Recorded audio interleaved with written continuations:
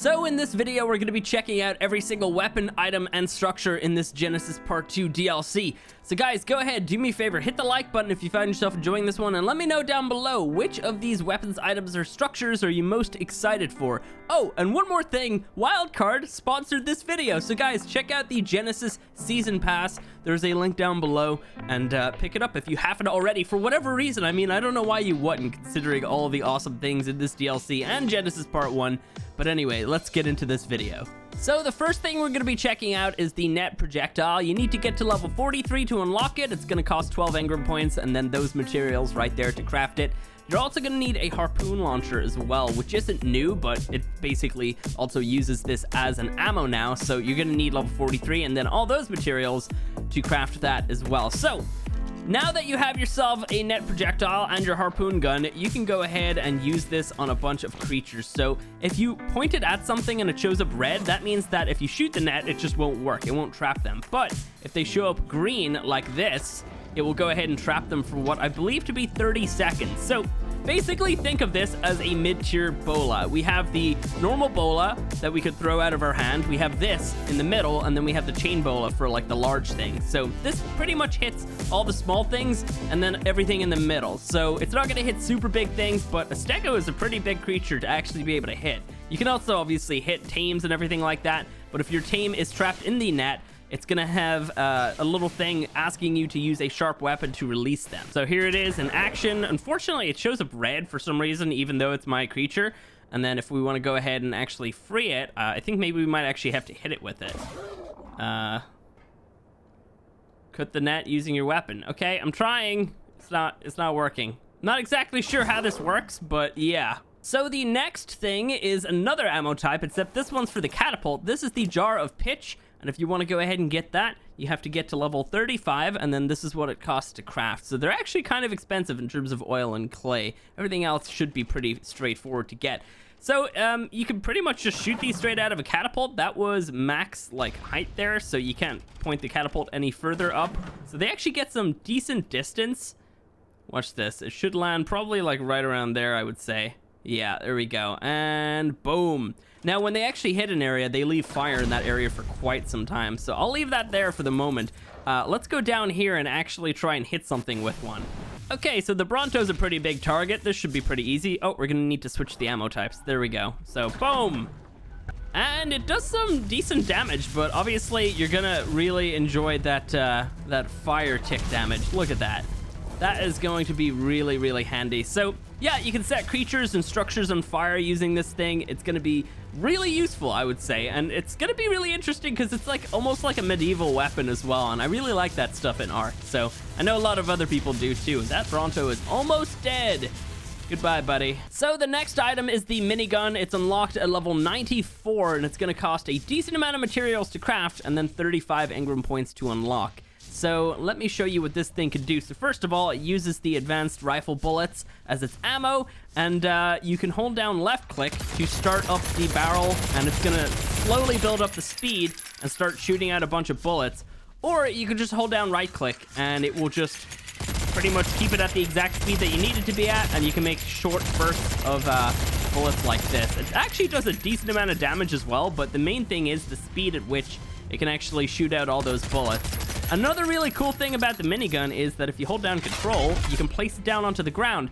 Now, I could have sworn that when they were talking about Genesis, we were supposed to be able to have a remote and then stand somewhere else and use it remotely, but we don't seem to be able to do that. But what you can do is mount it and just basically shoot it the exact same way as before. So let's go ahead and just shoot this Maywing, kill it real quick. No, it got away. Oh my god, you can see my hand at the back there. That's super creepy. That kind of frightened me. Oh my god. All right. Well, anyway, yeah, that is the minigun. Super awesome. I actually really like this. Oh, and of course, you can pick it back up straight after like that. So this next weapon is the Tek Bow, and it's unlocked at level 116. That's really crazy. And also, it's not locked behind a Tekram, although you do need the Tek Replicator to craft it. So it's going to cost 53 engram points and then not that many materials to go ahead and craft it. This thing is way more OP than I thought, because like it's relatively cheap. Like, that's pretty expensive, but at level 116, that's going to be cheap for you. Let me show you what it could do. So it's got a bunch of different arrow types. I'll just kind of cycle through them first by hitting R. So this is the metal arrow, and it's obviously the blue color. Then we have the explosive arrow, which is red. And then we have Trank Arrow, so that means that this is a Tech tier Trank weapon, which is awesome. And then finally we have the Flame Arrow. So there's a couple of different modes that you can do. So first of all, here's just the normal like projectile arrow type. So we can go ahead and just shoot those, and it shoots really, really fast and far as well. Let me shoot one way off into the distance like that. You can actually see the whole track of where it's going as well. Let's switch to the Explosive Arrow and show this off.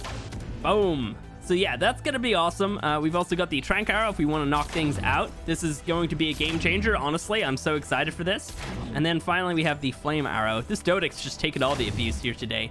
But then there's something else. If you hit N, you're going to go to the instant hit mode. Let me go back. This is projectile, and then this is instant hit. So this is essentially turning it into a bullet. And I believe it's also going to cost a little bit more element to go ahead and use this. Although it doesn't seem like it does, actually.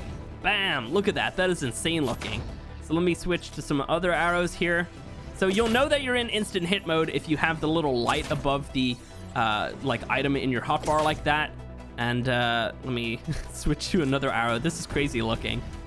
Oh my god. Look at that. So yeah, and then we've also got the Trank Arrow here as well. So it pretty much turns the arrows into bullets instead of... Oh, hello, Galley. It turns them into bullets instead of arrows, which is awesome. So definitely going to be a game changer, and I cannot wait to actually get to use this properly in survival. So the final weapon is the Tek Phased Pistol. This thing's unlocked at level 118 for 55 engram points. You craft inside of the Tek Replicator for all of those materials right there. And again, that's really not that expensive. It's a lot of different things, but it's not that expensive considering what this thing could do. So it burns through Element, which is going to be its ammo type, and it's got 3 different modes. Green is represented by the heal mode. We've got red for kill, and then we've got stun, which is blue. Interestingly enough, the kill mode is orange on the pistol, but red on the crosshair, so that's kind of weird. Anyway, so let's go back to heal mode. Let me show you this in action. So this thing is just slightly above 12,000 health. Let's go ahead and heal it for like 5 seconds or so. I'll just kind of like roughly try to get this. That was probably like roughly 5 seconds. Let's see. So sometimes it takes a little bit to update, but it looks like yeah, there we go. We basically got 500-ish health onto that thing, so that's pretty amazing, honestly.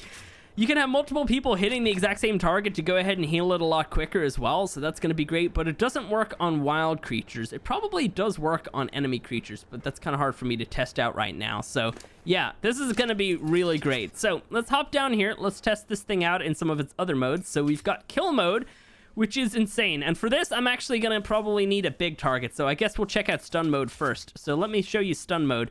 If you want to stun something, you have to build up the stun charge like that, right up to 100%. Now, in a big target, you're probably going to need multiple people actually hitting that thing. So let me go ahead and trap this Maywing right here, and then I'll stun this thing. And, oh, wow, I completely missed. I thought that would hit it. Wow, okay. I'm awful. Here, come on. Get it to the net.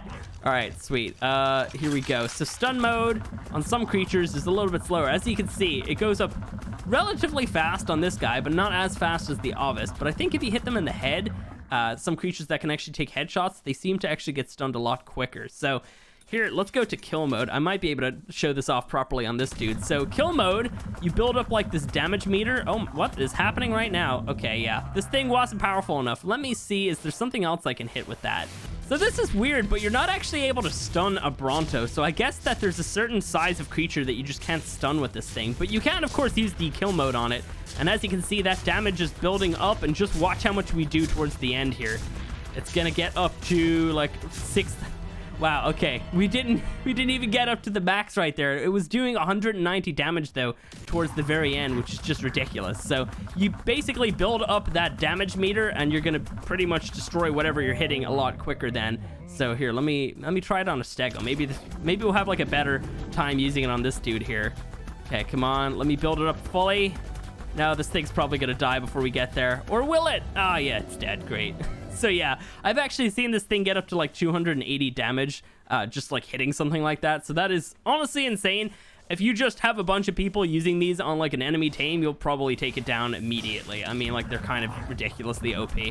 They do burn through element, like I said, but yeah, they're still really, really OP. So the last thing is the Tek Canteen. Yeah, that's right. We're actually finally getting a new tier of water holding vessel. So the Tek Canteen can hold 9 drinks inside of it, but it also gives you this nice little iced water effect right here, which will definitely come in handy on Scorched.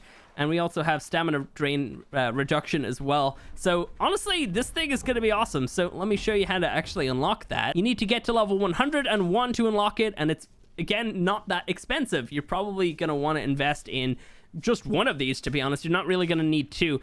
Gone are the days of carrying around like 4 or 5 canteens just because you're going on like a long ass trip or something like that. But yeah, that's going to be awesome. One thing I haven't actually been able to test out is whether or not they drain on Scorched, but I have a feeling that they don't, but at the same time, they probably do. Okay, so next thing is the vehicles. We're going to start out with the canoe. It's unlocked at level 8 for 10 engram points, and it really does not cost that much to craft. So you can place this directly into water just like a raft, but you can actually pick it back up whenever you want as well. 3 people can ride in this thing, and the more people in it means the faster that you're going to be able to get and the more control over the canoe that you're going to have. So as you can see, 5,000 health, we have 2,000 weight, and it also reduces the spoil timer of items inside of it as well. So that is awesome. Anyway, here's the thing, right? it's kind of really difficult to control as a single person because, like, look at this freaking turn radius. Oh my god, look at that. We are going all the way around this whole river.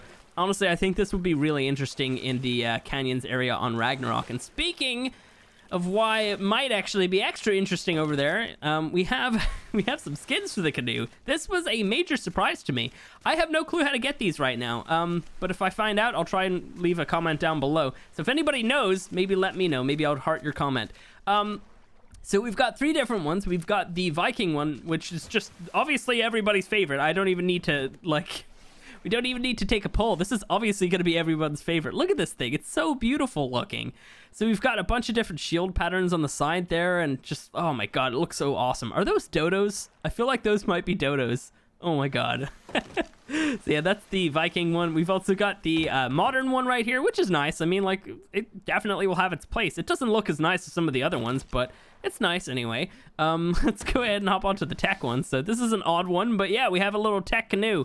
And obviously these are just skins. It's not going to change anything, but it does look pretty cool. I do like this type of stuff. Okay, so this next vehicle is the Tek Hoversail. You unlock it at level 112 for 45 engram points, and it costs a decent amount of materials to craft.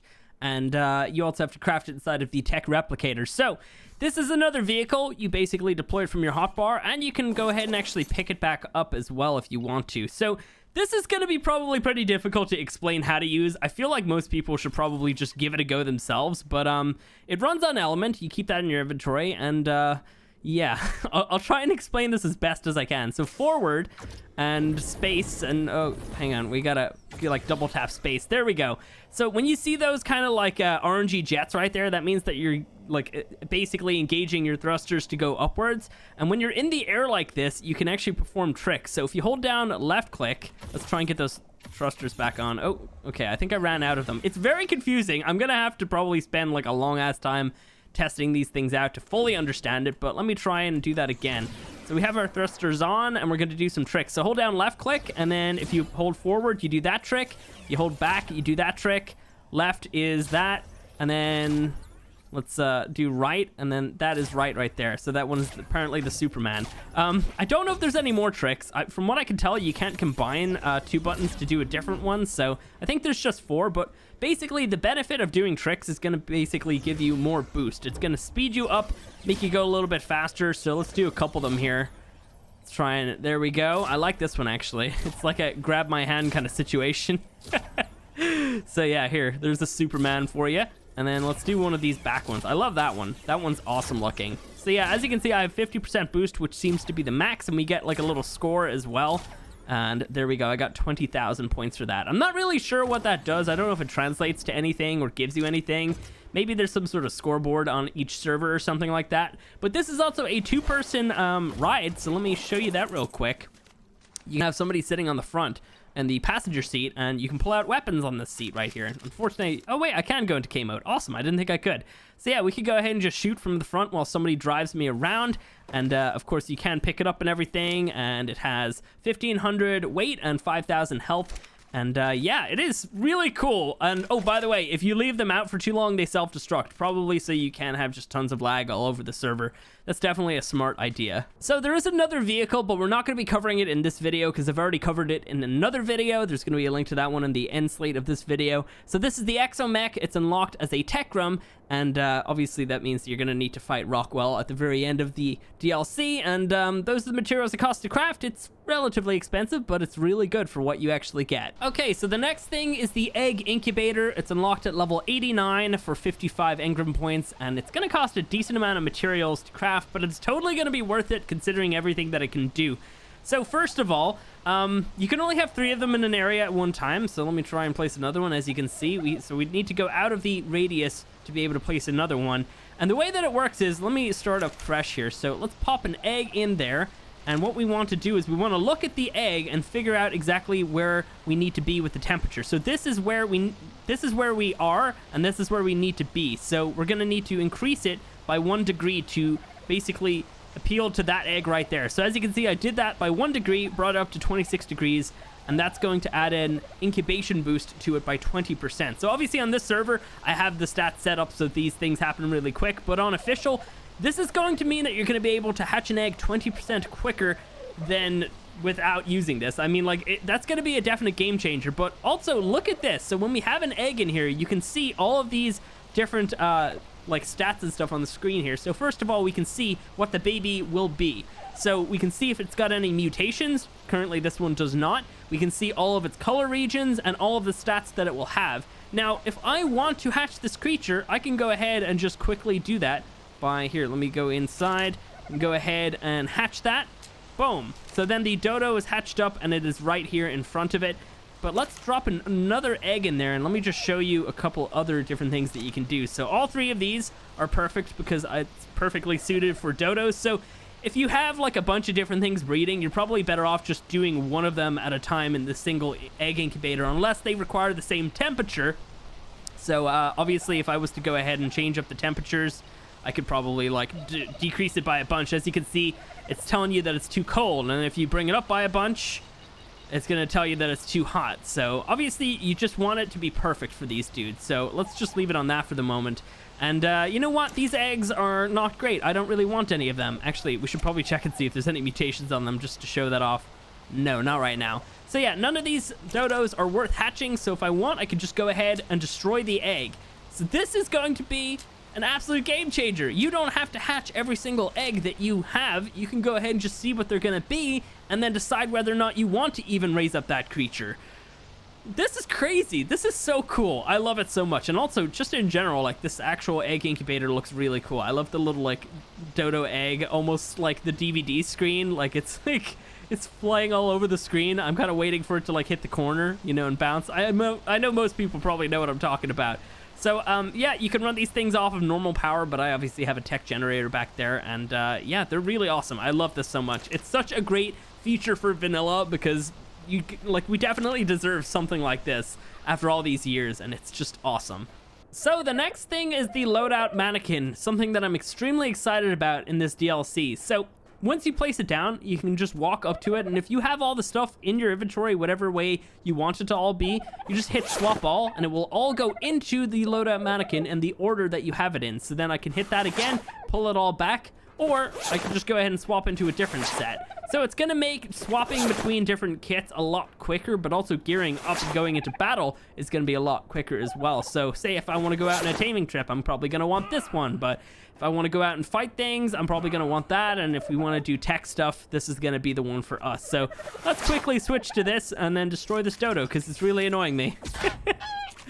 Oh man, so yeah, this is awesome. You can actually also go up to it and then switch the poses on it as well. So you have a couple different, obviously with the shield it kind of messes it up, but you got a couple different poses here.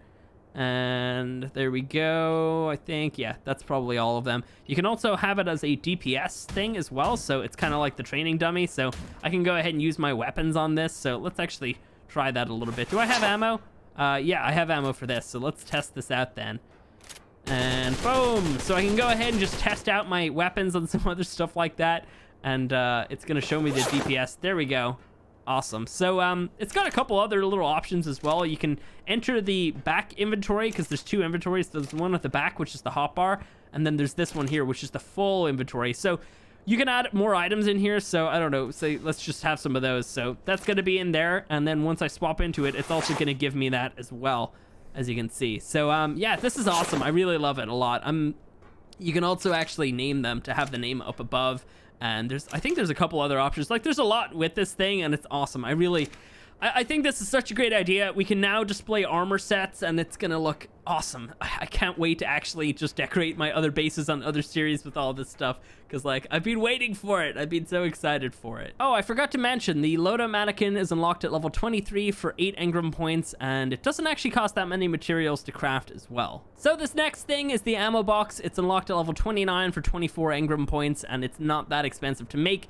Think of this thing as a feeding trough for turrets. So here's the really cool part though. Once you add in these different types of ammos, they start to appear on the actual stack. So we've got boulders and cannonballs right now, chain bolas are down here, rockets right here, ballista bolts right there, element shards, and then we've got our assault rifle ammo. Now I think that's all the ones that actually can appear. I would have thought jar of pitch could, but it doesn't appear on this for some reason. So I definitely think this is a really nice look for it though. I like the way that you can actually see from a distance what's going to be inside of it, so you can kind of like judge whether or not you even want to raid it. But also you can walk right up to it if it's in your tribe, and it will show you everything that's inside of it and how much of each of those items is inside, so you don't actually need to go ahead and count. So this is awesome. It also actually does not have like an inventory cap, so you can put all of your ammo in here, I would say. I love that, I really do. Anyway, that is the ammo box. So the next thing we're going to be checking out is the Tek crop plot. You unlock it at level 104 for 32 engram points, and you have to craft it inside of a Tek replicator and power it with a Tek generator. It costs those resources right there, so it's pretty expensive, and you basically can grow crops wherever you want. You don't actually need to grow crops inside of like an area with light. You can do this completely inside of a cave, but you can also get greenhouse effect and everything on this. You're still gonna need fertilizer and water to actually get the crops growing. And speaking of crops growing, there's 5 new types of seeds in this DLC that we're gonna be going over.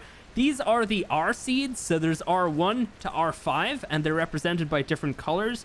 And this is essentially what they are. So they're pretty much weird Rockwell tentacle seeds. This one here produces raw meat, that's R1. Then R2 is fish meat, R3 is spoilt meat, R4 is prime, and then R5 is prime fish. So that one actually is pretty interesting. So yeah, this is crazy. It honestly is. This is so cool. The tentacles that we'd seen before are weird plants that we can grow for meat. It sounds horrifying, but everything in this DLC is horrifying. So yeah, they've got different colors and like health bars and everything on them and everything, so you probably want to keep them alive. I imagine that they could probably be hurt by weapons. Let's try this out. Although this might not work. Yeah, because they're in my tribe. All right, well anyway, yeah, so you can also grow all of the other different types of crops and everything inside of these crop plots. That is a plant species X plant. And oh, by the way, I might as well just mention this in here, because like I'm sure people are probably wondering where to find the seeds. Right here, there's tons of seeds in this area right here, and it's this giant building right here. Hang on, let me fly up a little bit. So it's right beside the Tek trench, this giant building. Just head on in there, and there's a ton of seeds for plant species X. No other plant species in there though, unfortunately. So yeah, that is it's really cool. Like, these crop plots are awesome. It's gonna definitely make it a little bit easier to make your crops, because you don't actually have to worry about the light and everything. But you still need the greenhouse effect, which is very surprising. I didn't think we'd need that, but I don't know. They're still pretty cool. And yeah, that is the Tek crop plot. So this is the Tek surveillance console, and inside of this you can go ahead and craft a bunch of cameras that you can then place down around the map. You can place them anywhere on the map as well, so this is awesome. I've already placed down a bunch of them, so let's go ahead and check some of them out. Now in the trailer they made it look like you could actually fly around with these things, but I don't think you're able to.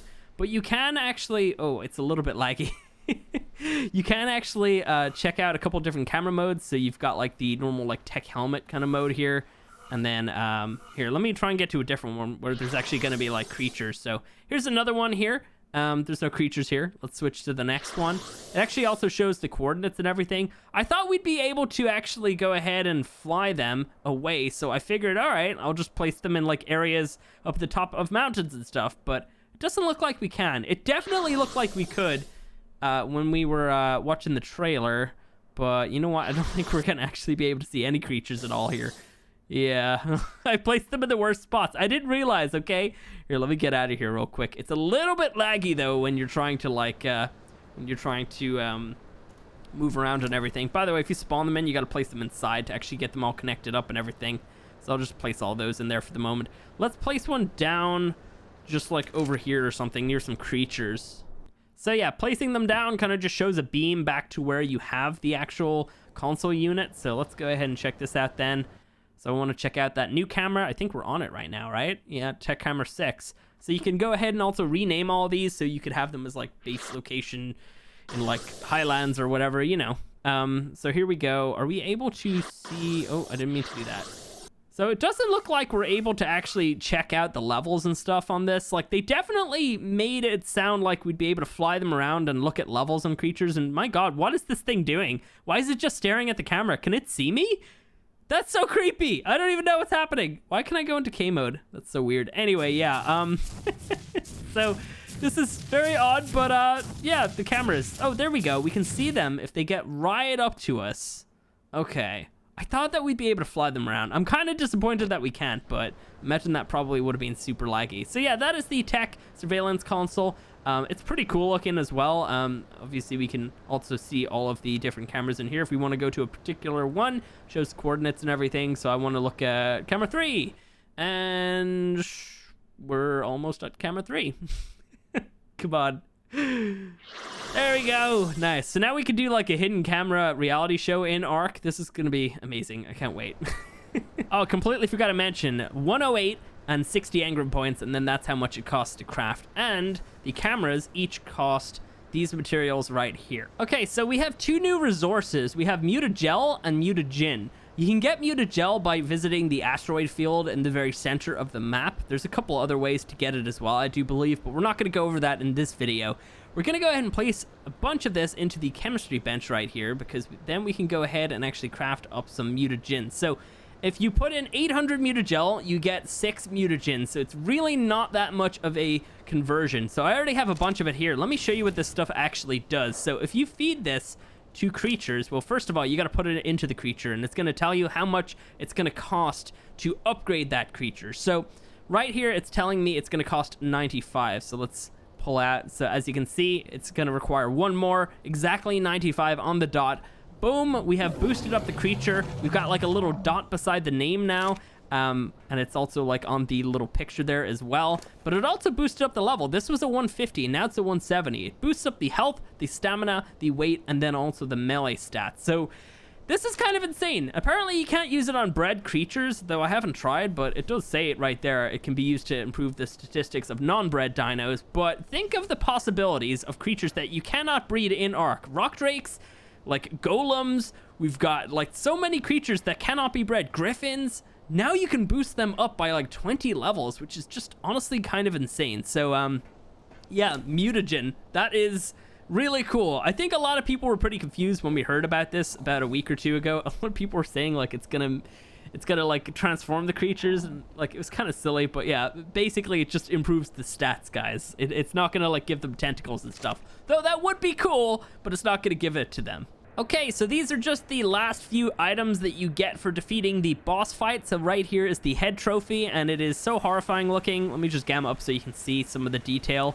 There's like a bunch of weird, like, I don't even know. There's like teeth all up the side, like, oh, it's so horrifying looking. So yeah, there is Rockwell, and then here is the new flag right here, and then the older flag from Aberration for comparison. So, my God, this dude, he went through quite the transformation. I mean, like, he didn't really have a proper face there, and now he somewhat kind of resembles a person, but he's still a monster. And then this is the last item. This is a new costume that you get for the character. It completely replaces your chest piece, so you can't actually wear a chest piece when you're wearing this. But yeah, it's essentially the corrupted, or not corrupted, the mutated survivors from the boss fight, and they're like 10 feet tall in there, but obviously survivors can't be that tall. But yeah, these guys are really scary looking, and I love the fact that we actually get the costume for it. And it is dyeable, by the way, and I've already done that.